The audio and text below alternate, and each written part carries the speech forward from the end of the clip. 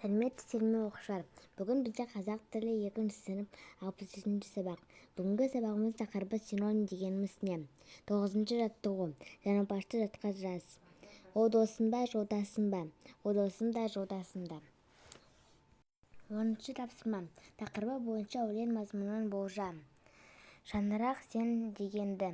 Өлеңнің адамның денсаулығы мен рухын шаңырақты туралы. Өлеңде адам алға қойған мақсаттың жету үшін күшті, жігерлі, батыл әрі төзімді болуы керек екені айтылады. 11-ші тапсырма. Синоним сөздерді тауып, бұларды жұптап жаз. Абайлау, байқау. Қашық, шалғай. Ер, батыр. Биік, зәулім. Есті, ақылды. Аяз, суық. Қорқақ, үркек. 12-ші жаттығу. Әли мен Маржан синоним деп есептейтін сөздерді оқы. Олар синоним сөздерді дұрыс таңдады ма? Әлидің сөздері.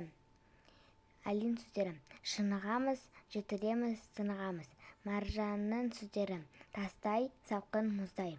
Әлиде Маржанда синоним сөздері дұрыс таңдалмаған.